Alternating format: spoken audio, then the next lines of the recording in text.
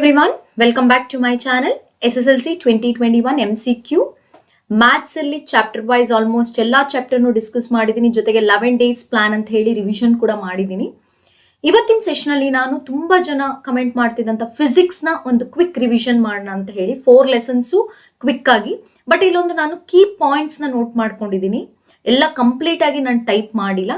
Key points ಏನೇನೆಲ್ಲ ನೀವು ನೋಡ್ಕೋಬೇಕಾಗತ್ತೆ physics part ಅಲ್ಲಿ ಅಂತ ಹೇಳಿ ಕೀ ಪಾಯಿಂಟ್ಸ್ ನ ಮಾಡಿದ್ದೀನಿ.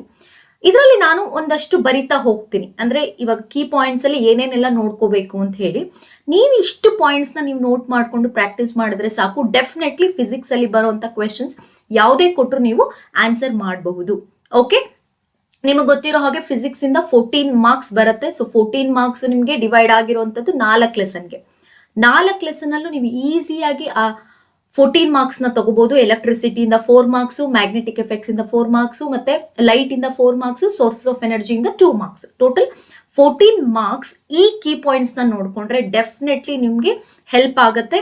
ಸೊ ಪ್ರತಿಯೊಂದು ಪಾಯಿಂಟ್ ನೀವು ಒಂದ್ ಕಡೆ ನೋಟ್ ಮಾಡ್ಕೊಂಡು ಒಂದ್ಸರಿ ರಿವೈಸ್ ಮಾಡಿದ್ರೆ ಸಾಕು ಫಿಸಿಕ್ಸ್ಗೆ ಈ 4 ಲೆಸನ್ಸ್ ನ. ಓಕೆ, ಜಾಸ್ತಿ ಟೈಮ್ ವೇಸ್ಟ್ ಮಾಡೋದು ಬೇಡ, ಸ್ಟಾರ್ಟ್ ಮಾಡೋಣ. ಸೊ ಫಿಸಿಕ್ಸ್ ಕ್ವಿಕ್ ರಿವಿಷನ್ ಅಂತ ಹೇಳಿ ಫಸ್ಟ್ ನಾನು ಸ್ಟಾರ್ಟ್ ಮಾಡ್ತಿರುವಂತ ಲೆಸನ್ ಎಲೆಕ್ಟ್ರಿಸಿಟಿ.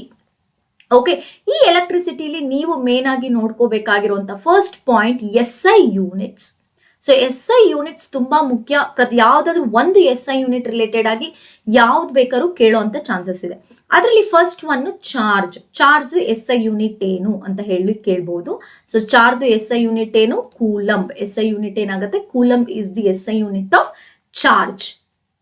ಓಕೆ, ಆಮೇಲೆ 1 coulomb is equal to how many electrons ಅಂತ ಕೇಳಬಹುದು. 1 coulomb is equal to 6 × 10⁻18 electron. So ಪ್ರತಿಯೊಂದು ಕೀವರ್ಡ್ಸ್ ನಾನು ಹೇಳ್ತಾ ಇದ್ದೀನಿ, ನೋಟ್ ಮಾಡ್ಕೊಳ್ತಾ ಹೋಗಿ. ಇಷ್ಟನ್ನು ನೋಡ್ಕೊಂಡ್ರು ಸಾಕು. ಫಸ್ಟ್ ನಾನು ಎಲೆಕ್ಟ್ರಿಸಿಟಿಲಿ ಸ್ಟಾರ್ಟ್ ಮಾಡ್ತಾ ಇರೋಂಥ point SI units. So SI units ಅಲ್ಲಿ ಫಸ್ಟ್ ಎಲೆಕ್ಟ್ರಿಕ್ ಚಾರ್ಜ್ ಅಂತ ಕೇಳಬಹುದು. ಎಲೆಕ್ಟ್ರಿಕ್ ಚಾರ್ಜ್ ಅಂದ್ರೆ it's SI unit is coulomb. So 1 coulomb ಅಂದ್ರೆ ಎಷ್ಟು ಎಲೆಕ್ಟ್ರಾನ್ಸ್ ಅಂತ ಕೂಡ MCQ ಅಲ್ಲಿ ಬರುವಂತ ಚಾನ್ಸಸ್ ಇದೆ. 6 × 10⁻18 ಎಲೆಕ್ಟ್ರಾನ್ಸ್. ಓಕೆ, ನೆಕ್ಸ್ಟ್ ಕರೆಂಟ್ ಬಂದ್ರೆ ನಿಮಗೆ ಗೊತ್ತಿರೋ ಹಾಗೆ we give the definition for current is rate of flow of electrons ಅಂತ ಹೇಳ್ತೀವಿ. Rate of flow of electrons. Indirect ಆಗಿ SI unit of electric current ಅಥವಾ rate of flow of, actually ಕೆಲವೊಂದು DDPI papers ಅಲ್ಲಿ ಕೇಳಿದ್ದಾರೆ SI unit of flow of electrons ಅಂತ. So ಇದನ್ನ ನಾವೇನಂತ ಹೇಳ್ಬೋದು? ಫ್ಲೋ ಆಫ್ ಎಲೆಕ್ಟ್ರಾನ್ಸ್ ಅಂತ ಹೇಳ್ಬೋದು. ಫ್ಲೋ ಆಫ್ ಎಲೆಕ್ಟ್ರಾನ್ಸ್ ಯೂನಿಟ್ ಏನು? ಆಂಪಿಯರ್.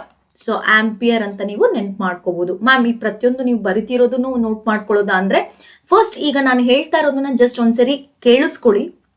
ಆಮೇಲೆ ನಾನು ಇದನ್ನ ಯಾವ್ದನ್ನ ನಾನು ಇವಾಗ ಬರಿತಾ ಇದ್ದೀನಿ ಅದನ್ನ ಸೇವ್ ಮಾಡಿಕೊಂಡು ನಾನು ಇದನ್ನ ಡಿಸ್ಕ್ರಿಪ್ಷನ್ ಅಲ್ಲಿ ಕೂಡ ಕೊಡ್ತೀನಿ, ನೀವು ಒಂದ್ಸರಿ ನೋಡ್ಕೋಬಹುದು. ನೆಕ್ಸ್ಟ್ ಹೋಗೋಣ ಪೊಟೆನ್ಷಿಯಲ್ ಡಿಫರೆನ್ಸ್. ಪೊಟೆನ್ಷಿಯಲ್ ಡಿಫರೆನ್ಸ್ ಅಂದ್ರೆ ಅಮೌಂಟ್ ಆಫ್ ವರ್ಕ್ ಡನ್ ಅಂತ. ಇದನ್ನ ನೆನ್ಪಿಟ್ಕೊಳ್ಳಿ. ಇದರಲ್ಲಿ ಬರುವಂತ ಕೀವರ್ಡ್ ವರ್ಕ್ ಡನ್ ಅಂತ ಇರುತ್ತೆ. ಅಮೌಂಟ್ ಆಫ್ ವರ್ಕ್ ಡನ್ ಅಂತ ಬರುತ್ತೆ ಪೊಟೆನ್ಷಿಯಲ್ ಡಿಫರೆನ್ಸ್ ಅಂದ್ರೆ. ಇದಕ್ಕೆ ಯೂಸ್ ಮಾಡುವಂತ SI ಯೂನಿಟ್ ಯಾವುದು? ವೋಲ್ಟ್ ಅಂತ ಯೂಸ್ ಮಾಡ್ತೀವಿ. ಸೊ ಚಾರ್ಜ್ಗೆ ಕೂಲಂಬು, ಎಲೆಕ್ಟ್ರಿಕ್ ಕರೆಂಟ್ಗೆ ಆಂಪಿಯರ್, ಪೊಟೆನ್ಷಿಯಲ್ ಡಿಫರೆನ್ಸ್ಗೆ ವೋಲ್ಟ್. ನೆಕ್ಸ್ಟ್ ಬಂದ್ರೆ ರೆಸಿಸ್ಟೆನ್ಸ್ ಬಂದ್ರೆ ರೆಸಿಸ್ಟೆನ್ಸ್ ಅಂತಂದ್ರೆ ನಾವೇನಂತ ಹೇಳ್ತೀವಿ? Opposing the flow of electric current. ಈ ಓಮ್ ಅಂತ ಹೇಳಿ ನೀವು ವರ್ಡ್ ಅಲ್ಲಿ ಆದ್ರೂ ನೋಡ್ಕೊಳ್ಳಿ, ಇಲ್ಲ ಈ ತರ ಸಿಂಬಲ್ ಇರುತ್ತೆ ohm. SI unit of resistance is ohm. Next resistivity ಬಂದ್ರೆ, ರೆಸಿಸ್ಟಿವಿಟಿ ಅಂತ ಬಂದ್ರೆ SI unit is ohm meter. ನೋಡಿ ಇಲ್ಲಿ ಓಮ್ ಮೀಟರ್, ಅಥವಾ ವರ್ಡ್ ಅಲ್ಲಿ ಆದ್ರೂ ನೀವು OHMMETRE ಓಮ್ ಮೀಟರ್ ಅಂತ ಈ ವರ್ಡಿಂಗ್ಸ್ ಎಲ್ಲ ಬರಿಬಹುದು, ಅಥವಾ ಸಿಂಬಲ್ಸ್ ಎಲ್ಲ ಆದ್ರೂ ನೀವು ಬರಿಬಹುದು. ನೆಕ್ಸ್ಟ್ ಪವರ್ ಬಂದ್ರೆ, ಪವರ್ ಅಂತ ಬಂದ್ರೆ ನೆನ್ಪಿಟ್ಕೊಳ್ಳಿ watt. SI unit is watt. Next electrical energy, it's SI unit is kilo watt hour. So ಇದನ್ನ ಕೇಳ್ಬೋದು. Commercial unit of electrical energy kilo watt hour. Okay, ಇದಿಷ್ಟು ನೋಡಿ SI ಯೂನಿಟ್ಸ್ ಗೆ ರಿಲೇಟೆಡ್ ಆಗಿರುವಂತ ಕ್ವೆಶನ್. ಡೆಫಿನೆಟ್ಲಿ ಒಂದು ಕ್ವೆಶನ್ SI ಯೂನಿಟ್ ರಿಲೇಟೆಡ್ ಆಗಿ ಬರುತ್ತೆ, note ಮಾಡ್ಕೊಳ್ಳಿ. ಈಗ ನೆಕ್ಸ್ಟ್ ಕಾನ್ಸೆಪ್ಟ್ ಹೋದ್ರೆ ನೋಡಿ ನಿಮ್ಮ ಟೆಕ್ಸ್ಟ್ ಬುಕ್ ಅಲ್ಲಿ ಒಂದು ಟೇಬಲ್ ಚಾರ್ಟ್ ಇದೆ ಸಿಂಬಲ್ಸ್. ಬಟ್ ಎಲ್ಲಾ ಸಿಂಬಲ್ಸ್ ಕೇಳಲ್ಲ, ಕೆಲವೊಂದು ಸಿಂಬಲ್ಸ್ ನ ಕೇಳುವಂತ ಚಾನ್ಸಸ್ ಇರುತ್ತೆ, ಅಥವಾ ಅವರೇ ಒಂದು 4 ಆಪ್ಷನ್ ಕೊಟ್ಟು ಯಾವ್ದು ಸಿಂಬಲ್ಸ್ ಅಂತ ಕೇಳುವಂತ ಚಾನ್ಸಸ್ ಇರುತ್ತೆ. ಸೆಲ್ ಅಂದ್ರೆ ಹೇಗ್ ಬರೀತೀರಾ? ಈ ತರ ಬರೀತೀರಾ. Just 1 bigger line, 1 smaller line. Bigger line is positive, smaller line is negative. Okay, battery ಅಂತಂದ್ರೆ it is a combination of 2 or more cells. ನೋಡಿ ಈ ತರ ಬರುತ್ತೆ. 1 ಇನ್ನೊಂದು ತಗೊಳ್ಳಿ, ಇನ್ನೊಂದು ಬರ್ಕೊಳ್ಳಿ, ಇನ್ನೊಂದು ಬರ್ಕೊಳ್ಳಿ, ಅಟ್ಲೀಸ್ಟ್ 3 ಬರೀರಿ, plus minus plus minus plus minus. So combination of 2 or 3 more cells V call it as battery symbol ಈ ತರ.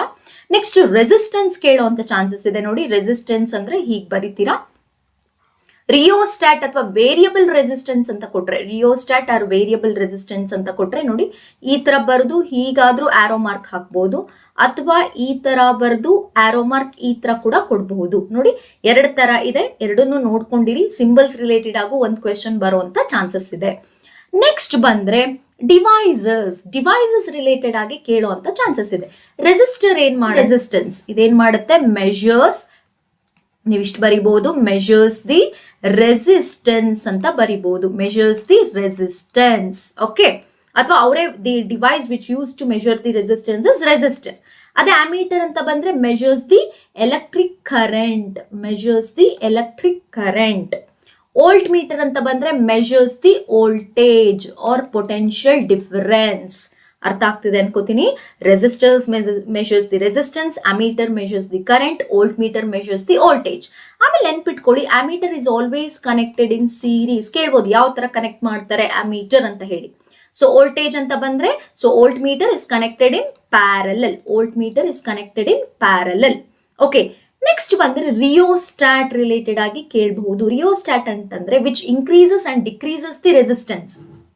ಓಕೆ, ಇಲ್ಲಿ ರೆಸಿಸ್ಟರ್ಸ್ ಅಂತ ಬಂದ್ರೆ ನಮ್ಗೆ ಯಾವುದೇ ಒಂದು ಪರ್ಟಿಕ್ಯುಲರ್ ರೆಸಿಸ್ಟೆನ್ಸ್ ಬಂದ್ರು it will take consider it as resistor.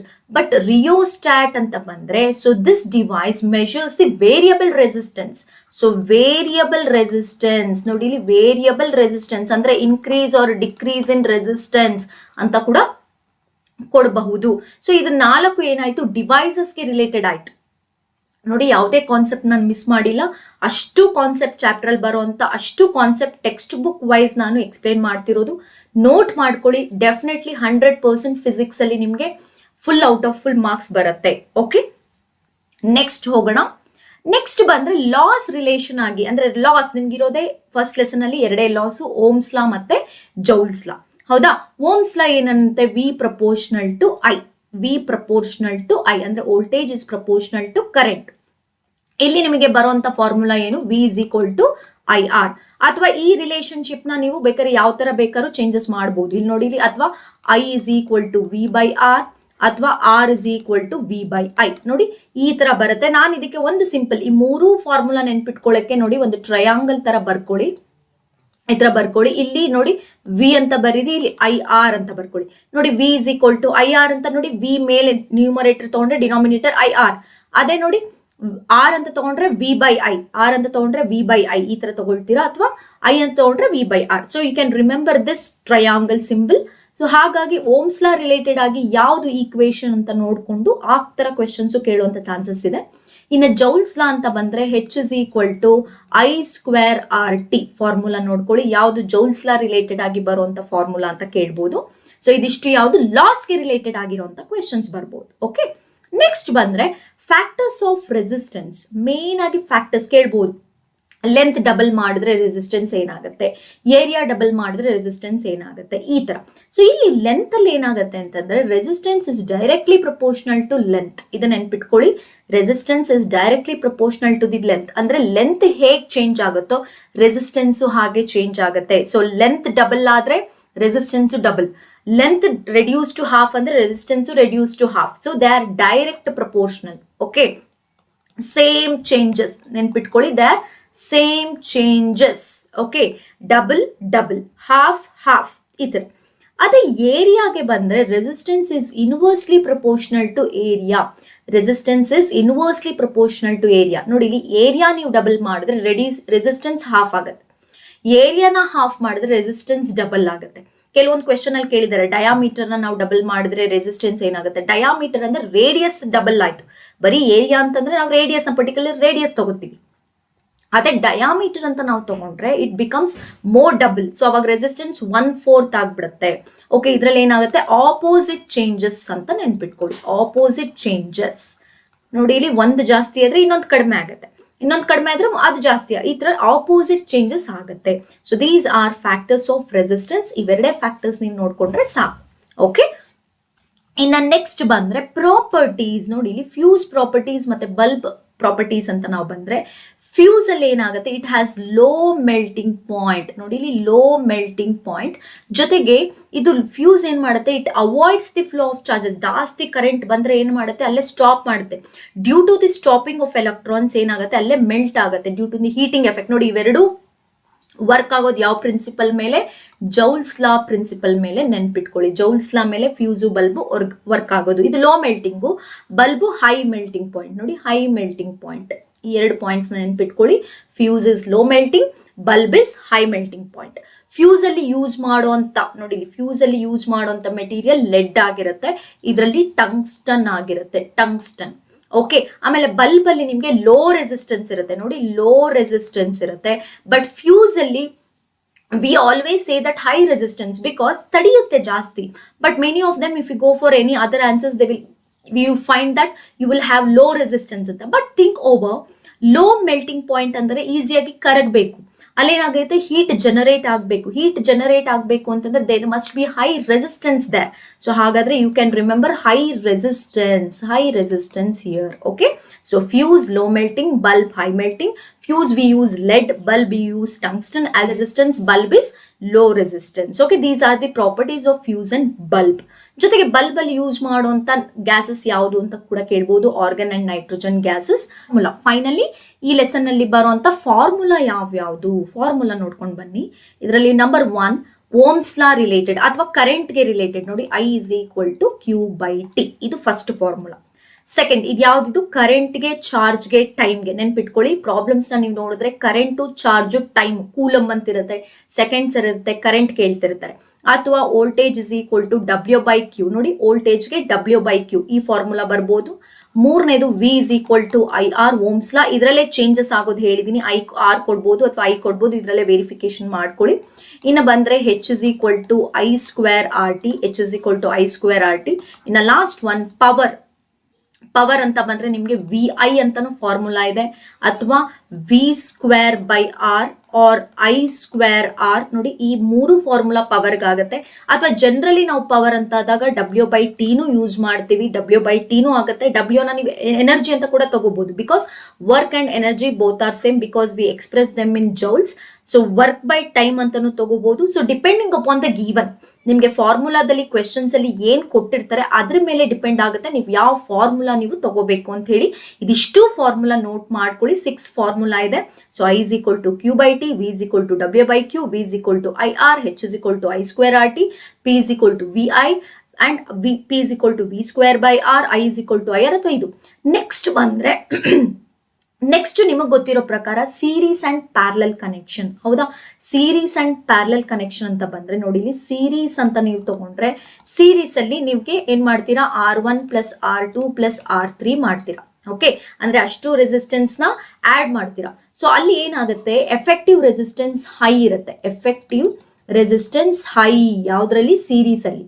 ಅದೇ ಪ್ಯಾರಲಲ್ ಅಂತ ನೀವು ಹೋದಾಗ ಏನಾಗುತ್ತೆ, 1/R1 + 1/R2 + 1/R3 ಅಂತ ರೆಸಿಪ್ರೋಕಲ್ ತಗೋತೀರಾ. ಇಲ್ಲಿ ಎಫೆಕ್ಟಿವ್ ರೆಸಿಸ್ಟೆನ್ಸ್ ಏನಾಗುತ್ತೆ, ಲೋ ಆಗುತ್ತೆ. ನೋಡಿ ಇದಿಷ್ಟೇ ಪಾಯಿಂಟ್ಸ್ ನಿಮಗೆ ಬರೋವಂಥದ್ದು ಎಲೆಕ್ಟ್ರಿಸಿಟಿಲಿ. ನಂಬರ್ 1 SI ಯೂನಿಟ್ಸ್ ನೋಡ್ಕೋತೀರಾ, ಸಿಂಬಲ್ಸ್ ನೋಡ್ಕೋತೀರಾ, ಡಿವೈಸಸ್, ಲಾಸ್ ರಿಲೇಟೆಡ್ ಬರುತ್ತೆ. ನೆಕ್ಸ್ಟ್ ಬಂದ್ರೆ ಪ್ರಾಪರ್ಟೀಸ್ ಆಫ್ ರೆಸಿಸ್ಟೆನ್ಸ್ ಬರುತ್ತೆ. Next properties of fuse and bulbs ಆಗಿರ್ಬೋದು, ಫಾರ್ಮುಲಾ ಆಗಿರ್ಬೋದು, ಸೀರೀಸ್ ಅಂಡ್ ಪ್ಯಾರಲಲ್ ಕನೆಕ್ಷನ್. ಇದಿಷ್ಟು ನೋಡ್ಕೊಂಡ್ರೆ ಸಾಕು, ನಿಮ್ಗೆ ಎಲೆಕ್ಟ್ರಿಸಿಟಿಯಿಂದ ಯಾವುದೇ ಕ್ವೆಶನ್ ಕೊಟ್ಟರು ನೀವು ಅಟೆಂಡ್ ಮಾಡಬಹುದು. ಓಕೆ, ಈಗ magnetic effects of electric current. Magnetic ನೋಡಿ ಸ್ವಲ್ಪ ಫಾಸ್ಟ್ ಅನ್ನಿಸ್ತಿರ್ಬೋದು, ಬಟ್ ಒಂದೊಂದೇ ಪಾಯಿಂಟ್ಸ್ ನೀವು ನೋಟ್ ಮಾಡ್ಕೊಳ್ಳಿ, ನಾನು ಏನೇನು ಕೊಟ್ಟಿದ್ದೀನಿ. ಸೊ ಇದನ್ನ ನಾನು ಡಿಸ್ಕ್ರಿಪ್ಷನ್ ಅಲ್ಲಿ ಕೂಡ ಹಾಕ್ತೀನಿ. ಬಟ್ ನೀವು ಈಗ ಏನಪ್ಪಾ ಅಂತಂದ್ರೆ ಜಸ್ಟ್ ಒಂದೊಂದು ಪಾಯಿಂಟ್ ನೀವು ಕೇಳಿಸ್ಕೊಂಡ್ರೆ ಡೆಫಿನೆಟ್ಲಿ ಈಸಿ ಅಂತ ಅನ್ಸುತ್ತೆ. ಈಗ magnetic effects of electric current ಹೋದ್ರೆ ಇಲ್ಲೂ ಕೆಲವೊಂದು ಪಾಯಿಂಟ್ಸ್ ನಾನು ನೋಟ್ ಮಾಡಿದ್ದೀನಿ. ಅಷ್ಟು ಪಾಯಿಂಟ್ಸ್ ನೀವು ನೋಡ್ಕೊಂಡ್ರು ಸಾಕು. ಫಸ್ಟ್ ಪಾಯಿಂಟ್ ನೋಡಿ, ಪ್ರಾಪರ್ಟೀಸ್ ಆಫ್ ಮ್ಯಾಗ್ನೆಟಿಕ್ ಫೀಲ್ಡ್ ತುಂಬಾ ಮುಖ್ಯ. ನಂಬರ್ ಒನ್ ಈ ಪ್ರಾಪರ್ಟೀಸ್ ಆಫ್ ಅಂತ ಬಂದ್ರೆ ಎಮರ್ಜ್ ಮತ್ತೆ ಮರ್ಜ್ ನೋಡ್ಕೊಳ್ಳಿ. ಸೊ ಇಲ್ಲಿ ಬಂದ್ರೆ ಎಮರ್ಜ್ ನೋಡಿ, ಎಮರ್ಜ್ ಫ್ರಮ್ ನಾರ್ತ್ ಪೋಲ್. ನೋಡಿ ಇಲ್ಲಿ ಇದನ್ನ ನೋಡ್ಕೊಳ್ಳಿ, north pole. Merge, so merge to south pole. ನೋಡಿ ಇಲ್ಲಿ ಈ ಪಾಯಿಂಟ್ ನೀವು ನೋಡ್ಕೋಬೇಕಾಗಿರೋದಂದ್ರೆ ಔಟ್ಸೈಡ್ ದಿ ಮ್ಯಾಗ್ನೆಟ್. ನೋಡಿ ಔಟ್ಸೈಡ್ ದಿ ಮ್ಯಾಗ್ನೆಟ್ ಅಂತ ತಗೊಂಡ್ರೆ north pole to south pole. Inside the magnet ಅಂತ ತಗೊಂಡ್ರೆ ನಾವು south pole to north pole ಆಗುತ್ತೆ. ಇದರಲ್ಲಿ ಸೆಕೆಂಡ್ ಪಾಯಿಂಟ್ ಬಂದ್ರೆ ಎರಡು ಮ್ಯಾಗ್ನೆಟಿಕ್ ಫೀಲ್ಡ್ ಲೈನ್ಸ್ ಇಂಟರ್ಸೆಕ್ಟ್ ಆಗಲ್ಲ. Do not intersect each other. Do not intersect each other. Do not intersect each other ಆಗುತ್ತೆ. Do not intersect each other. ಇದೊಂದು point ನೆನ್ಪಿಟ್ಕೊಳ್ಳಿ. ಆಮೇಲೆ closeness decides the strength of magnet. ನೋಡಿ degree ನಾವು ಇಲ್ಲಿ ತಗೊಂಡ್ರೆ ಇದರಲ್ಲಿ ಇನ್ನೊಂದು point, degree of closeness of magnetic field lines. So field lines ನಾವು ತಗೊಂಡ್ರೆ ಆ ಡಿಗ್ರಿ ಆಫ್ ಕ್ಲೋಸ್ನೆಸ್ ಹತ್ತತ್ರ ಇದ್ರೆ ಮ್ಯಾಗ್ನೆಟಿಕ್ ಸ್ಟ್ರೆಂತ್ ಜಾಸ್ತಿ ಅಂತ. So magnetic strength is more. So degree of closeness of magnetic field lines gives the strength of magnet. ತುಂಬಾ ಕಡಿಮೆ ಇದ್ರೆ strength of magnet is less.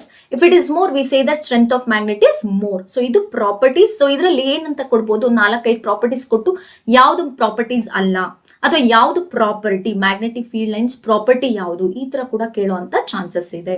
Okay, next point ಬಂದ್ರೆ rule of straight conductor. ನೋಡಿ magnetic field lines in the straight conductor. ನೋಡಿ particularly straight conductor ಅಂತ ಏನಾದ್ರು ಕೊಟ್ರೆ it is right hand thumb rule. ನೋಡಿ ಇಲ್ಲಿ ಥಂಬ್ ರೂಲ್ ಯೂಸ್ ಮಾಡುವಂತ rule ಯಾವ್ದಿಲ್ಲಿ, thumb rule ನೋಡ್ಕೋಬೇಕು. ಸ್ಟ್ರೈಟ್ ಕಂಡಕ್ಟರ್ ಅಂತಿದ್ರೆ ರೂಲ್ ಫಾರ್ ಸ್ಟ್ರೈಟ್ ಕಂಡಕ್ಟರ್ ಅಂತಿದ್ರೆ ರೈಟ್ ಹ್ಯಾಂಡ್ ಥಂಬ್ ರೂಲ್. ಇದರಲ್ಲಿ ನೋಡಿ ಕರೆಂಟ್ ಅರ್ಥ ಮಾಡ್ಕೊಳ್ಳಿ. ಕರೆಂಟ್ ಅಪ್ವರ್ಡ್ಸ್ ಇದ್ರೆ ಇಲ್ಲಿ ಮೂವ್ ಆಗುವಂತ ಮ್ಯಾಗ್ನೆಟಿಕ್ ಫೀಲ್ಡ್ ಲೈನ್ಸ್ ಏನಿರುತ್ತೆ, ಆಂಟಿ ಕ್ಲಾಕ್ ವೈಸ್ ಇರುತ್ತೆ. Anticlockwise. Current downwards move ಆದ್ರೆ ಸೊ ಮ್ಯಾಗ್ನೆಟಿಕ್ ಫೀಲ್ಡ್ ಲೈನ್ಸ್ ಏನಿರುತ್ತೆ, ಕ್ಲಾಕ್ ವೈಸ್ ಇರುತ್ತೆ. ಸೊ ಇದು ಎರಡು ಪಾಯಿಂಟ್ ನ ನೆನ್ಪಿಟ್ಕೊಂಡ್ರೆ ಸಾಕು ಇದರಲ್ಲಿ. So straight conductor, what is a magnetic field line shows the straight conductor rule, right hand thumb rule.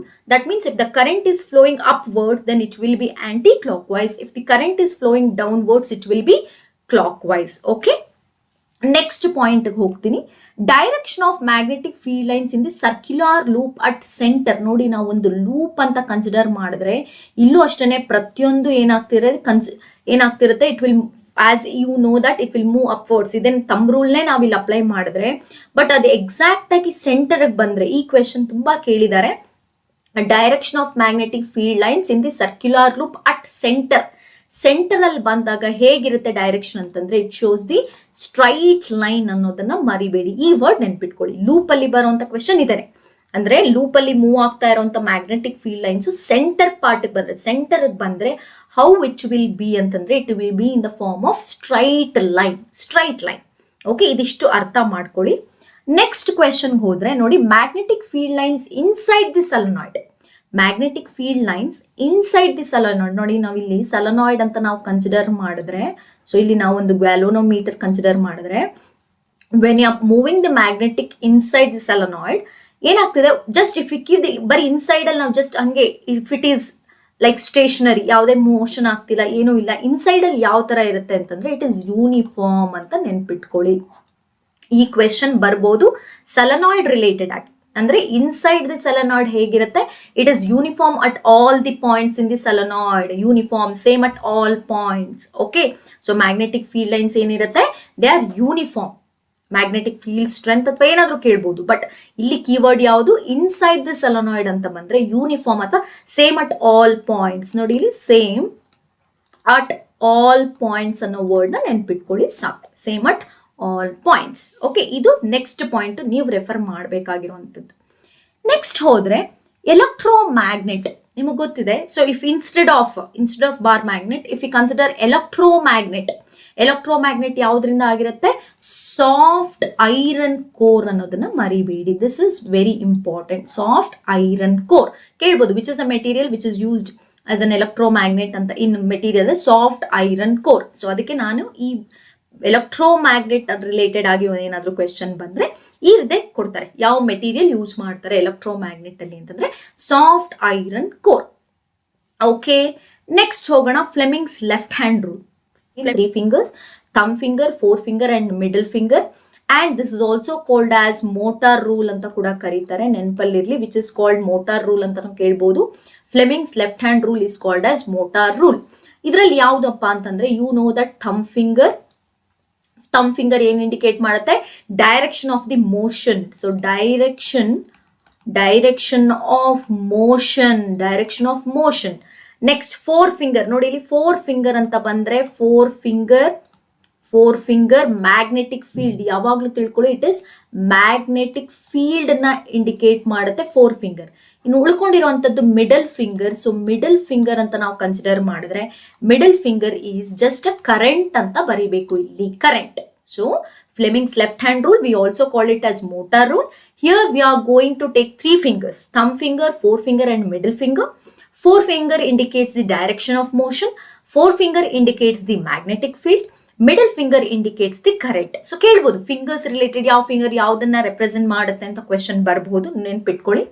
Next motor ಬಂದ್ರೆ, if we come for motor, so motor it is a which electrical device which converts electrical energy into mechanical energy. ನೋಡಿ ಇಲ್ಲಿ ಯಾವ ಎನರ್ಜಿಯಿಂದ ಯಾವ energy convert ಮಾಡುತ್ತೆ, electrical or electricity to mechanical ಅನ್ನೋದನ್ನ ಮರಿಬೇಡಿ. ಇದು ಕ್ವೆಶನ್ ಕೂಡ ಬರಬಹುದು. Electrical energy to mechanical energy, electrical energy to mechanical energy.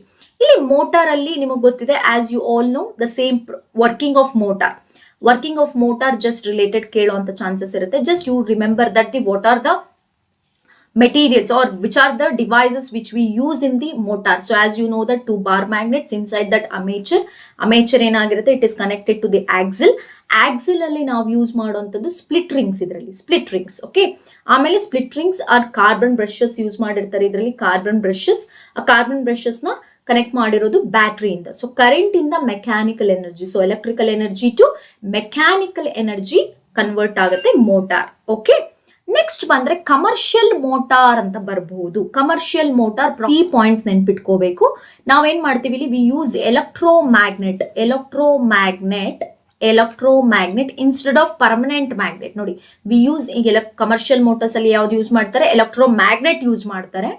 Second point, large number of turnings ಅಂದ್ರೆ ಕಾಪರ್ ಟರ್ನಿಂಗ್ಸ್, ನಾವೇನ್ ಸೆಲೆನಾಯ್ಡ್ ಮಾಡ್ತೀವಿ, it will be large number of turnings. ಮೂರನೇದು soft iron core use ಮಾಡ್ತಾರೆ, soft iron core. ನೋಡಿ ಈ 3 point, these are the points of commercial motor. ಕೇಳ್ಬೋದು which are the characteristics or which are the features used in commercial motor ಅಂತ ಹೇಳಿ. Number 1, they use electromagnet instead of permanent magnet. Number 2, they use large turnings of magnetic field lines. Number 3, soft iron core. They use soft iron core. So these are the 3 key points of commercial motor. Next, if we come to the next rule is Fleming's right hand rule. Fleming's right hand rule. ಅಥವಾ ಇದನ್ನ ನಾವು ಏನಂತ ಕರಿತೀವಿ, generator rule ಅಂತ ಕೂಡ ಕರಿತೀವಿ. Generator rule ಅಂತ ಕೂಡ ಕರಿತೀವಿ.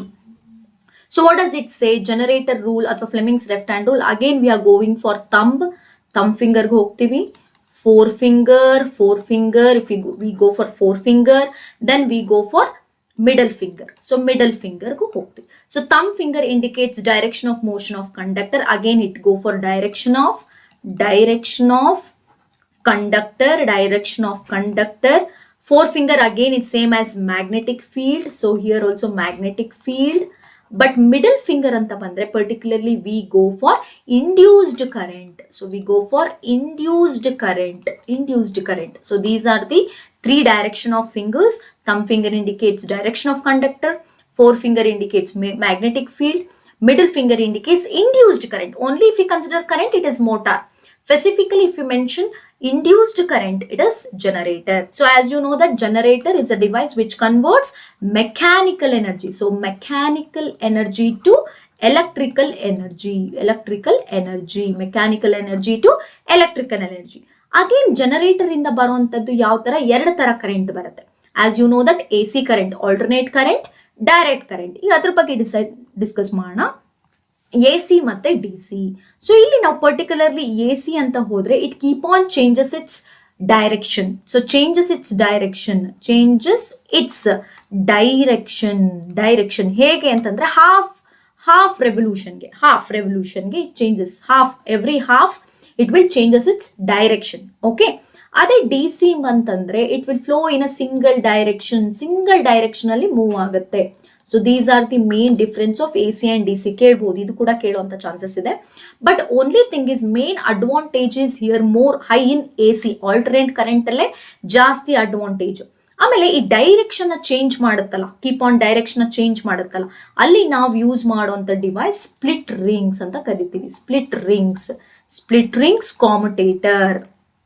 ನೋಡಿ ಇಲ್ಲಿ ಸ್ಪ್ಲಿಟ್ ರಿಂಗ್ಸ್ ಕಾಮ್ಯುಟೇಟರ್ ಏನ್ ಮಾಡುತ್ತೆ, it helps to change the direction of current ನ ಚೇಂಜ್ ಮಾಡಕ್ಕೆ ಯೂಸ್ ಮಾಡುವಂಥದ್ದು ಯಾವುದು, split rings R commutator. Okay, ಅದೇ ಎ ಸಿಗೆ ಮತ್ತೆ ಡಿ ಸಿಗೆ ಇರುವಂತ ಅಡ್ವಾಂಟೇಜಸ್ ನೋಡಿದ್ರೆ, ಎ ಸಿ ಏನ್ ಮಾಡುತ್ತೆ, it transmits for a longer distance. So power transmission for A C ನಾವು ಅಬ್ಸರ್ವ್ ಮಾಡಿದ್ರೆ ಪವರ್ ಟ್ರಾನ್ಸ್ಮಿಷನ್ ನೋಡಿ ಇಲ್ಲಿ power transmits for longer distance. ನೆನ್ಪಿಟ್ಕೊಳ್ಳಿ, ಫಾರ್ ಲಾಂಗರ್ ಡಿಸ್ಟೆನ್ಸ್, ಇದು main point, power transmits for longer distance. ಆಮೇಲೆ ಇದೊಂದು 2 ಪಾಯಿಂಟ್ ನೆನ್ಪಿಟ್ಕೊಳ್ಳಿ. A C ಅಂತ ಬಂದ್ರೆ in our every time it changes the direction of 100 ಸೆಕೆಂಡ್ಗೆ ಟೈಮ್ ಚೇಂಜಸ್ ಆಗುತ್ತೆ. ಜೊತೆಗೆ in our India the frequency of AC alternate current is 50 hertz. So it changes its direction for 100 second. And what's the AC alternate current in our India? 50 hertz. Frequency is 50 hertz. Okay. Next ಹೋದ್ರೆ types of wire. ನಿಮಗಿರುವಂತ types of wire ಯಾವುದು? live wire, neutral wire, earth wire. Live wire, neutral wire, earth wire. ನೋಡಿ, live wire ಅಂತ ಬಂದ್ರೆ it is red colour, neutral is black colour, earth is green colour. ಇದು ಈ related ಕೂಡ ಕೇಳುವಂತ chances ಇದೆ. And live wire is connected to switch connect ಮಾಡಿರ್ತಾರೆ. As you know that earth wire ಏನಕ್ಕೆ ಯೂಸ್ ಮಾಡ್ತಾರೆ, ಟು ಅವಾಯ್ಡ್ ಎಲೆಕ್ಟ್ರಿಕಲ್ ಶಾಕ್ಸ್. ನೆನ್ಪಿಟ್ಕೊಳ್ಳಿ ಈ ಪಾಯಿಂಟ್ಸ್, ಅವಾಯ್ಡ್ ಶಾಕ್ಸ್. ಇಲ್ಲಿ ನಮಗೆ ಬರುವಂತ ವಾಯ್ಸ್ ಅಲ್ಲಿ ಅಥವಾ ಕರೆಂಟ್ ಬಂದ್ರೆ ಕರೆಂಟ್ ರೇಟಿಂಗ್ ಬರುತ್ತೆ, ಪವರ್ ರೇಟಿಂಗ್. ಸೊ 5 ಆಂಪೈರ್ ನ ನಾವು ಲೋ ಪವರ್ ರೇಟಿಂಗ್ ಅಂತ ಯೂಸ್ ಮಾಡ್ತೀವಿ. Use this for bulb, fan and some lower devices, ತುಂಬಾ ಕಡಿಮೆ ಯೂಸ್ ಮಾಡುವಂತ ಪವರ್ ಕನ್ಸಂಪ್ಷನ್ ಇರುವಂತ ಡಿವೈಸಸ್ ಅಲ್ಲಿ. So we use how much current, 5 ampere of current. High power rating ಅಂತಂದ್ರೆ it is 15 ampere where we use for refrigerator.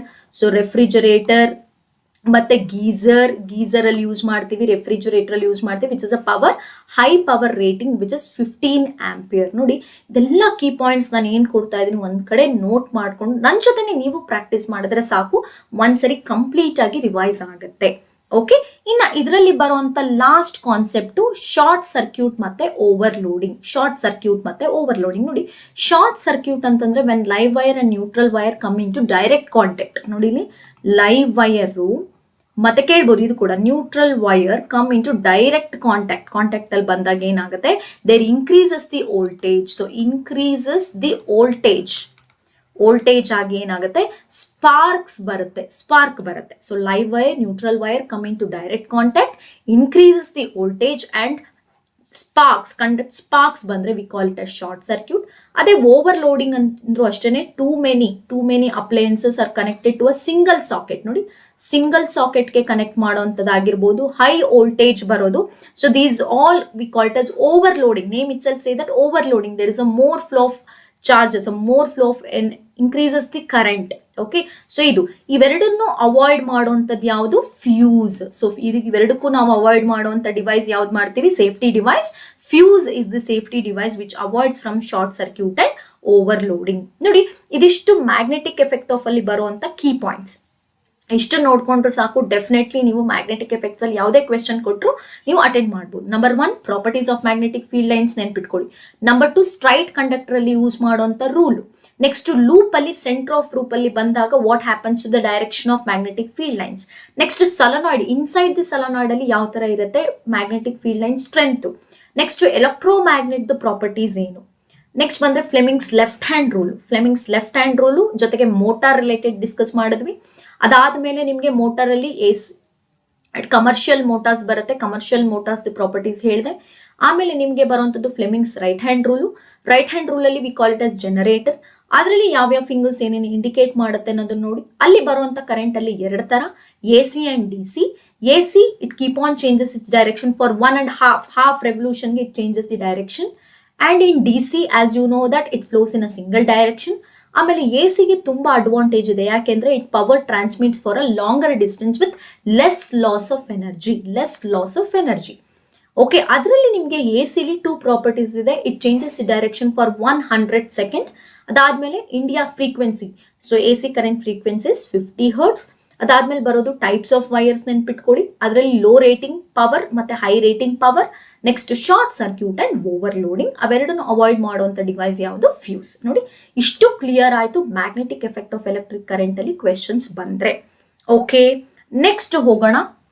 Light lesson ಅಲ್ಲಿ ಯಾವ ತರ questions ಬರ್ಬೋದು ನೋಡಿ. First one definition of refraction ಕೇಳ್ಬೋದು, ನೆನ್ಪಿಟ್ಕೊಳ್ಳಿ.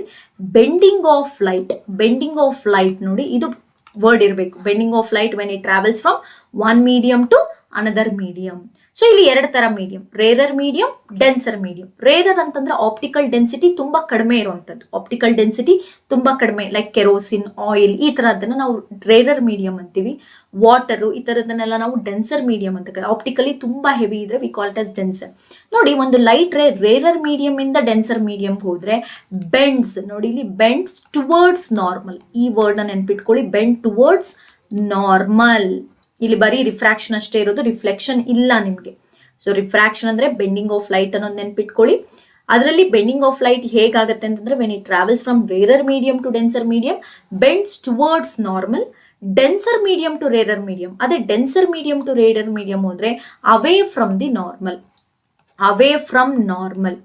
ನೋಡಿ ಇವೆರಡು ನೆನ್ಪಿಟ್ಕೊಳ್ಳಿ, ಬಿಕಾಸ್ ಇದನ್ನ ಕೂಡ ಕ್ವೆಶನ್ಸ್ ಕೇಳ್ಬೋದು. ನೆಕ್ಸ್ಟ್ ಬಂದ್ರೆ ಸ್ನೆಲ್ಸ್ ಲಾ ರಿಲೇಟೆಡ್ ಆಗಿ ಕೇಳ್ಬೋದು. ಅಂದ್ರೆ sine i by sine r is equal to constant. Sine r by sine r is equal to constant.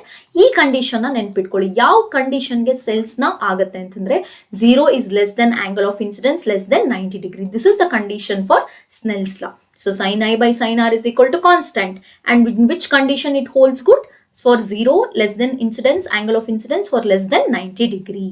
Okay. Next ನೋಡಿ, ರಿಫ್ರಾಕ್ಟಿವ್ ಇಂಡೆಕ್ಸ್ ಅಂತ ಬಂದ್ರೆ, ರಿಫ್ರಾಕ್ಟಿವ್ ಇಂಡೆಕ್ಸ್ ಅಂತ ಬಂದ್ರೆ ನಿಮ್ಗೆ ಫಾರ್ಮುಲಾ ಇರೋದು nu is equal to c by v ಅಂತ ಕರಿತೀವಿ. So this is speed of light. ಇದನ್ನ ಏನಂತ ಕರಿತೀವಿ ನೋಡಿ, speed of light in vacuum. C ಅಂದ್ರೆ ಏನು? Speed of light in vacuum. ಇದ್ರ ವ್ಯಾಲ್ಯೂ ನೆನ್ಪಿಟ್ಕೊಳ್ಳಿ, 3 × 10⁸ ಬರುತ್ತೆ. 3 × 10⁸. ಸೊ ವಿ ಅಂತಂದ್ರೆ ಸ್ಪೀಡ್ ಆಫ್ ಮೀಡಿಯಂ. ಇದು ನೋಡಿ ಎರಡು ಸ್ಪೀಡೇ ನೋಡಿ ಇಲ್ಲಿ. ಅದಕ್ಕೆ ಇದನ್ನ ಯಾವುದೇ SI ಯೂನಿಟ್ ಬರಲ್ಲ ನಮ್ಗೆ. ಓಕೆ, ರಿಫ್ರಾಕ್ಟಿವ್ ಇಂಡೆಕ್ಸ್ಗೆ ಯಾವುದೇ SI ಯೂನಿಟ್ ಬರಲ್ಲ. ಅದಕ್ಕಾಗಿ ನೋಡಿ, ಎರಡು speed of light in vacuum divided by speed of light in medium. ಇದಕ್ಕೆ ಒಂದು ಕಾನ್ಸ್ಟೆಂಟ್ ವ್ಯಾಲ್ಯೂ ಇದೆ, 3 × 10⁸ ಅಂತ ಹೇಳಿ.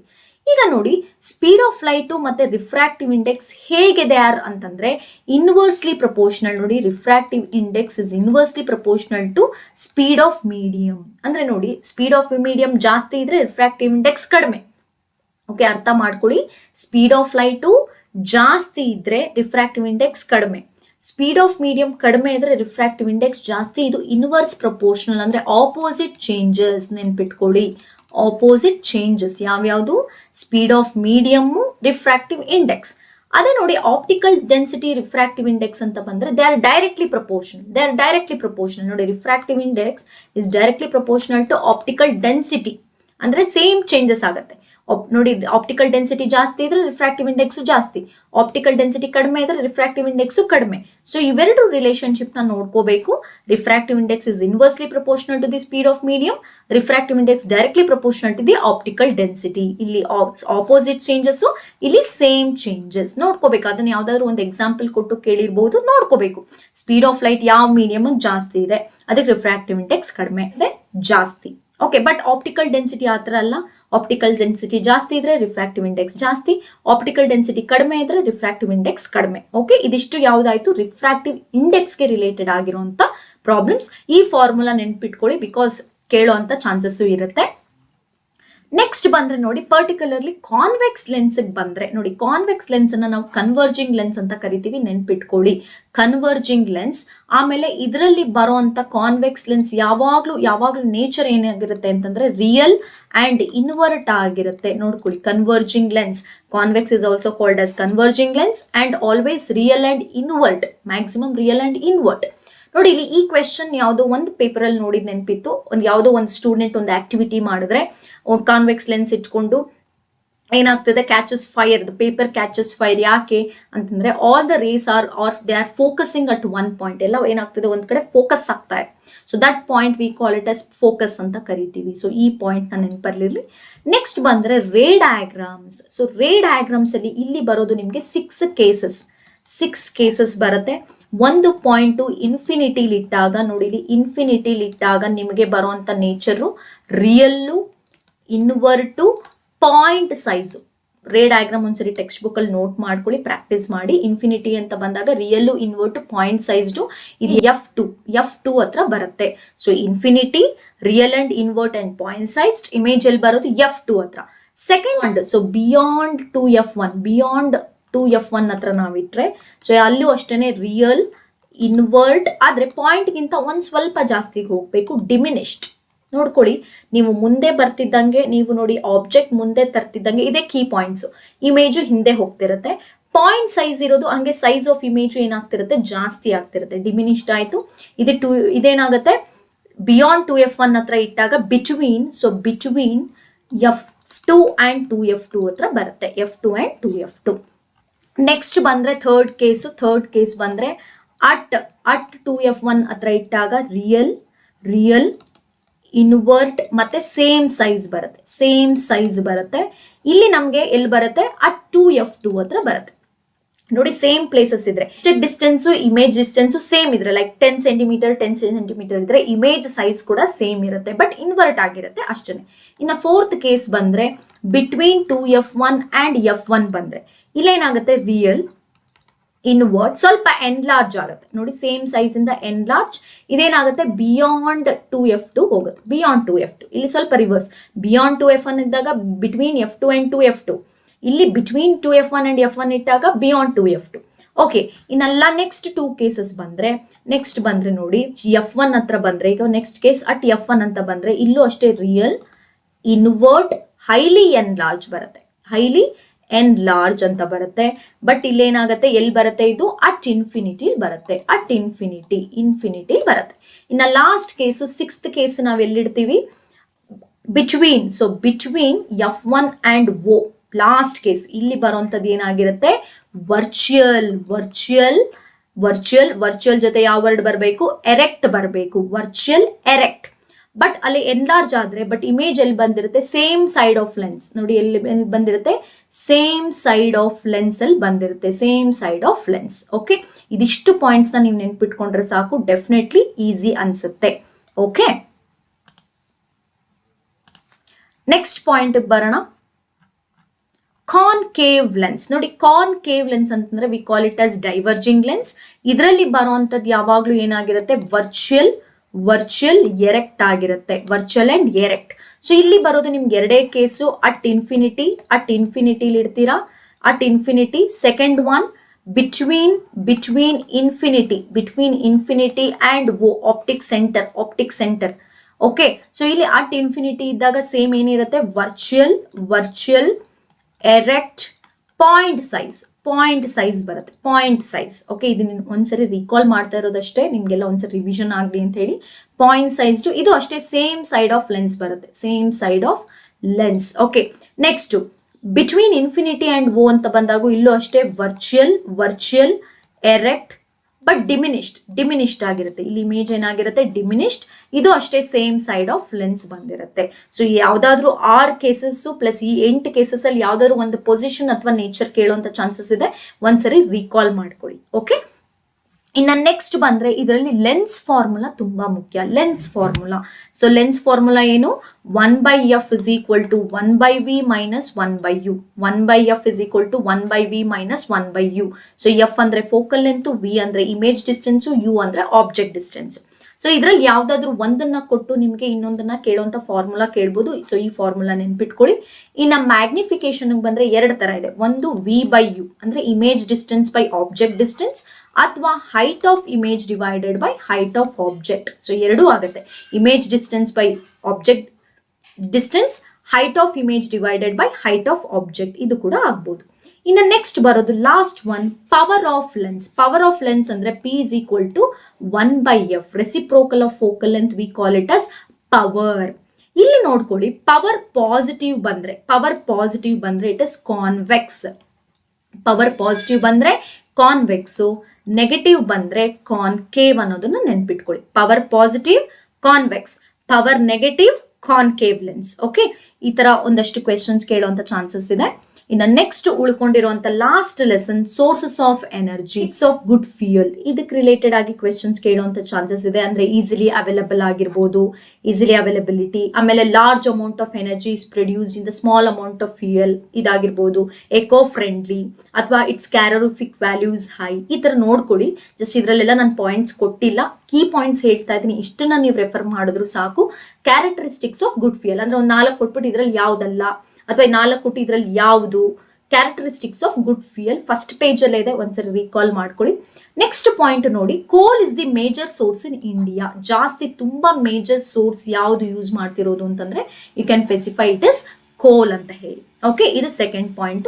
ಥರ್ಡ್ ಪಾಯಿಂಟ್ ಅಂದ್ರೆ burning of coal and petroleum causes acid rain. ಕೇಳ್ಬಹುದು, ಯಾವ factor which causes acid rain in sources of energy? Burning of coal and petroleum product, so it is causes acid rain. Next ಬಂದ್ರೆ thermal energy. So thermal energy ಅಂದ್ರೆ ಗೊತ್ತಿದೆ ನಿಮ್ಗೆ, ಕೋಲ್ ಅನ್ನ burn ಮಾಡ್ತೀವಿ. So ಕೋಲ್ ಅನ್ನ ಬರ್ನ್ ಮಾಡಿದ್ರೆ ಸೊ ಇಟ್ ಏನ್ ಬರುತ್ತೆ, ವಾಟರ್ಗೆ ಬರ್ನ್ ಮಾಡಿ water we converts into steam. Steam ಏನ್ ಮಾಡುತ್ತೆ, ಟರ್ಬೈನ್ ನ ರೊಟೇಟ್ ಮಾಡುತ್ತೆ. So because of rotation it converts into electrical energy. ಇದು ಥರ್ಮಲ್ ಎನರ್ಜಿ ಇದು. So because of this burning of coal it may cause pollution cause ಆಗುತ್ತೆ. So ಇದು thermal energy related ನೋಡ್ಕೊಳ್ಳಿ ಯಾವುದು ಅಂತ ಹೇಳಿ. Burning of coal it boils the water it converts into steam rotates the turbines and turbines form into the electrical energy. We converts mechanical to electrical energy. Next ಬಂದ್ರೆ hydro power energy, and it is particularly which it can be constructed in hill areas ಅಲ್ಲಿ ಮಾತ್ರ we can construct this hydro power energy. ಇದೊಂದು ನೆನ್ಪಿಟ್ಕೊಳ್ಳಿ. ಇಲ್ಲಿ ಏನಪ್ಪಾ ಅಂದ್ರೆ potential energy ನೋಡಿ, potential energy of water. So water ಏನಾಗುತ್ತೆ, from high region it falls on the ಏನಾಗುತ್ತೆ ಟರ್ಬೈನ್ಸ್, ಅಲ್ಲೂ ಮತ್ತೆ ಏನಾಗುತ್ತೆ it rotates. So this is potential energy of the water, high regions ಇಂದ ಬರುತ್ತೆ. But this hydro power energy construct ಮಾಡೋದ್ರಿಂದ because of ಏನಾಗುತ್ತೆ, large area, it occupies large area. ಕೆಲವೊಂದು disadvantages ನೋಡ್ಕೊಳ್ಳಿ ಇದರಲ್ಲಿ. ಬಟ್ ನನ್ನ ಪ್ರಕಾರ ಯಾವ ಎನರ್ಜಿ ಕನ್ವರ್ಟ್ ಆಗುತ್ತೆ ಅಂತ ಕೇಳ್ಬೋದು, ಅಥವಾ ಎಲ್ಲಿ V can construct this hydro power energy ಅನ್ನೋ ಕ್ವೆಶನ್ ಬರುವಂತ ಚಾನ್ಸಸ್ ಇದೆ. Remember this point. ನೆಕ್ಸ್ಟ್ ಬಂದ್ರೆ ಬಯೋಮಾಸ್ ಅಂತ ಬಂದ್ರೆ, ಬಯೋಮಾಸ್ ಅಂದ್ರೆ ನಿಮ್ಗೆ ಗೊತ್ತಿದೆ, ಪ್ಲಾಂಟ್ ಅಂಡ್ ಅನಿಮಲ್ ಪ್ರಾಡಕ್ಟ್ ನ ನಾವು ಬಯೋಮಾಸ್ ಅಂತ ಹೇಳಿ ಕರಿತೀವಿ. So and this is very renewable source of energy. ಯಾವುದೇ ತರ this is very eco friendly, no pollution at all, pollution ಇರಲ್ಲ, ಮತ್ತೆ ಹೈ ಎನರ್ಜಿ ಕೊಡುವಂಥದ್ದು. ಸೊ ಹೀಟ್ ಎನರ್ಜಿ, ಜಾಸ್ತಿ ಹೀಟ್ ಪ್ರೊಡ್ಯೂಸ್ ಮಾಡುವಂಥದ್ದು biomass energy. And this is also called as gobar gas. ನೆನ್ಪಿಟ್ಕೊಳ್ಳಿ, ಇನ್ನೊಂದು point ಕೊಟ್ಟಿದ್ದೀನಿ, it is also called as gobar gas. And the main constituent of gobar gas is methane. ಎಷ್ಟು percent ಇದೆ ಅಂತಾನು ಕೇಳುವಂತ chances ಇದೆ, 75%. ಅದನ್ನ ಬಿಟ್ಟು ಗೋಬರ್ ಗ್ಯಾಸ್ ಅಲ್ಲಿ ಇನ್ನೇನೆಲ್ಲ ಇದೆ ಅಂತಂದ್ರೆ carbon dioxide, hydrogen and hydrogen sulphide. Carbon dioxide, hydrogen and hydrogen sulphide ಇದೆ. ಇನ್ನು ನೆಕ್ಸ್ಟ್ ಬರೋದಾದ್ರೆ ವಿಂಡ್ ಎನರ್ಜಿ. ವಿಂಡ್ ಎನರ್ಜಿ ನೋಡಿ, it requires large area to run their wheels. ಅಲ್ಲಿ ಏನ್ ಮಾಡುತ್ತೆ, ಯೂಸ್ ಮಾಡುವಂತ ಇದೇನ್ ರೊಟೇಟ್ ಮಾಡಬೇಕಾಗಿರುವಂತ wind mills. So it must be, it requires large area and wind speed must be 15 km/h ಇರಬೇಕು. ಜೊತೆಗೆ area should be like 2 hectares ಅಷ್ಟು ಇರಬೇಕು. ಈ ತರ ಕ್ವೆಶನ್ಸ್ ಎಲ್ಲ ಕೇಳುವಂತ ಚಾನ್ಸಸ್ ಇದೆ. ಆಮೇಲೆ ಅದರಲ್ಲಿ ಏನಾಗುತ್ತೆ, ಬ್ಯಾಕಪ್ ಫೆಸಿಲಿಟಿ ಇರಬೇಕು. ಅಂದ್ರೆ where if there is no wind also there must be backup facility ಇರಬೇಕು.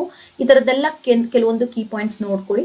ಇನ್ನು solar energy as they said reduced, but in some question papers ಕೇಳಿದ್ದಾರೆ. ಸೊ ಅದರಲ್ಲೂ ಅಷ್ಟೇ ಸೋಲಾರ್ ಕುಕ್ಕರ್ ರಿಲೇಟೆಡ್ ಆಗಿ ನೋಡ್ಕೊಳ್ಳಿ. ಅಲ್ಲಿ ಬ್ಲ್ಯಾಕ್ ಪೇಂಟ್ ಮಾಡಿರ್ತಾರೆ ಸೋಲಾರ್ ಕುಕ್ಕರ್ ಅಲ್ಲಿ, because it absorbs more energy. ಇನ್ನು ಸೆಲ್ಸ್ ಅಂತ ಬಂದ್ರೆ ದೇರ್ ಯೂಸ್ ಸಿಲಿಕಾನ್ ಯೂಸ್ ಮಾಡ್ತಾರೆ, ಸಿಲಿಕಾನ್ ಅಂಡ್ ಸಿಲ್ವರ್ ಯೂಸ್ ಮಾಡ್ತಾರೆ. Silver which is the more costliest. Silver ಏನಕ್ಕೆ ಅಂದ್ರೆ ಫಾರ್ ಕನೆಕ್ಟಿಂಗ್ ಸಿಲ್ವರ್ ಯೂಸ್ ಮಾಡ್ತಾರೆ. And material is silicon they use. Okay, next ಬರುವಂತದ್ದು tidal and wave energy. ಗೊತ್ತಿರಲಿ, tidal ಅಂತಂದ್ರೆ because of the tidal produce ಆಗೋದು because of the gravitational power of moon and earth. So ಇಲ್ಲಿ gravitation, because of gravitation of moon. So ಈ word ನೆನ್ಪಿಟ್ಕೊಳ್ಳಿ. Waves produce ಆಗೋದು because of wind. So ಅದನ್ನ ಏನ್ ಮಾಡ್ತಾರೆ, wind motion of that waves are tides ಏನ್ ಮಾಡ್ತಾರೆ, ಅಲ್ಲೂ ಅಷ್ಟೇ they use turbines to move. Usually tidal and wave related ಆಗಿ ಕೇಳುವಂತ ಕ್ವೆಶನ್ಸ್ ತುಂಬಾ ಕಡಿಮೆ. ಬಟ್ ನಾನು ಹೇಳಿದ್ದೀನಿ ಫಸ್ಟ್ 9 ಪಾಯಿಂಟ್ಸ್, ಅದನ್ನ ನೀಟಾಗಿ ನೋಡ್ಕೊಳ್ಳಿ. ಓಕೆ, ಇಲ್ಲೂ ಅಷ್ಟೇ ಟೈಡಲ್ ಅಥವಾ ವೇವ್ ಎನರ್ಜಿನ the motion they use to move the turbines and they convert into electrical energy. Then we come for geothermal energy, where underground, so under earth ಇಂದ produce ಆಗುವಂತ energy, heat. So heat that we call it as hot spots ಅಂತ ಕರಿತೀವಿ, hot spots. ಅಲ್ಲೂ ಅಷ್ಟೇ the ಪ್ರೊಡ್ಯೂಷನ್ of steam, ಅಲ್ಲೂ ಅಷ್ಟೇ ಏನಾಗುತ್ತೆ, it comes to the contact with earth, they produces the steam, again the steam is collected and they use to rotate the turbines, again they convert into electricity. Okay, ಇದಿಷ್ಟು ನೋಡ್ಕೊಳ್ಳಿ. ಇನ್ನು last ಇದರಲ್ಲಿ ಬರುವಂಥದ್ದು nuclear energy. Nuclear energy ಅಂತಂದ್ರೆ ಇಲ್ಲಿ particular ಆಗಿ ನೀವು observe ಮಾಡಬೇಕಾಗಿರೋದು ಯಾವುದು, ಫಿಷನ್ ಅನ್ನೋದು ನೆನ್ಪಿಟ್ಕೊಳ್ಳಿ. The main source for nuclear energy is uranium. ಯುರೇನಿಯಮೇ main source for nuclear energy. ಆಮೇಲೆ ಇದರಲ್ಲಿ what is the main drawback ಅಂತಂದ್ರೆ disposing the waste. Disposing the waste ಅನ್ನೋದು ನೆನ್ಪಿಟ್ಕೊಳ್ಳಿ. ಡಿಸ್ಪೋಸಿಂಗ್ ದಿ ವೇಸ್ಟ್ ಮೆಟೀರಿಯಲ್, ಇದು ಸ್ವಲ್ಪ ಕಷ್ಟ ಯಾವುದರಲ್ಲಿ, ನ್ಯೂಕ್ಲಿಯರ್ ಎನರ್ಜಿಯಲ್ಲಿ. ನೋಡಿ ಆಲ್ಮೋಸ್ಟ್ ಎಲ್ಲ ಪಾಯಿಂಟ್ಸು ನಾನು ಕವರ್ ಮಾಡಿದ್ದೀನಿ. ನಾನೇನೇನು ಮೇನ್ ಹೆಡ್ಡಿಂಗ್ಸ್ ಕೊಟ್ಟಿದ್ದೀನಿ ಅದನ್ನು ಒಂದ್ಸರಿ ನೀವು ರೆಫರ್ ಮಾಡಿದ್ರು ಸಾಕು. ಇನ್ನೂ ಟೈಮ್ ಇದೆ. ಯಾವ್ಯಾವ ಕೀ ಪಾಯಿಂಟ್ಸ್ಗಳು ಅದನ್ನು ಒಂದ್ಸರಿ ರೆಫರ್ ಮಾಡ್ಕೊಳ್ಳಿ. ಇದರಲ್ಲಿ ಬರುವಂಥ ಫಾರ್ಮುಲಾ ಕೂಡ ನಾನು ಹೇಳಿದ್ದೀನಿ. ಅಷ್ಟು ಫಾರ್ಮುಲಾದಲ್ಲಿ ಯಾವ್ದಾದ್ರು ಒಂದು ಫಾರ್ಮುಲಾ ರಿಲೇಟೆಡ್ ಆಗಿ ಕ್ವೆಶನ್ಸ್ ಕೇಳುವಂಥ ಚಾನ್ಸಸ್ ಇದೆ. ಓಕೆ, ಫಿಸಿಕ್ಸ್ನ ಕ್ವಿಕ್ ರಿವಿಷನ್ ಮಾಡಿದ್ದೀನಿ. ಸ್ವಲ್ಪ ಫಾಸ್ಟ್ ಆಯಿತು ಅಂತ ಅನ್ಕೋತೀನಿ, ಬಟ್ ನಮಗೆ ಟೈಮ್ ಜಾಸ್ತಿ ಇಲ್ಲ. ಆಲ್ಮೋಸ್ಟ್ ನಾನು ಮ್ಯಾಥ್ಸ್ಗೆ ಕಾನ್ಸಂಟ್ರೇಟ್ ಮಾಡಿದ್ದು ಮೇನ್ ಕಾನ್ಸೆಪ್ಟ್ ಅಂತ ಹೇಳಿ. ಬಟ್ ಫಿಸಿಕ್ಸಲ್ಲಿ ನಿಮಗೆ ನಾನೀಗ ಕೊಟ್ಟಿರೋಂಥ ಕೀ ಪಾಯಿಂಟ್ಸ್ ನೋಡಿಕೊಂಡ್ರು ಸಾಕು. ಇಷ್ಟನ್ನು ನೀವು ಒಂದ್ಸರಿ ಗ್ಲಾನ್ಸ್ ಮಾಡಿಕೊಂಡ್ರು ಡೆಫಿನೆಟ್ಲಿ ನೀವು 14 ಔಟ್ ಆಫ್ 14 ತಗೋಬಹುದು. ಓಕೆ, ಈ ವಿಡಿಯೋ ನಿಮ್ಮ ಫ್ರೆಂಡ್ಸ್ ಜೊತೆ ಎಲ್ಲ ಶೇರ್ ಮಾಡಿ, ಲೈಕ್ ಮಾಡಿ, ಹೀಗೆ ಸಪೋರ್ಟ್ ಮಾಡಿ. Thank you.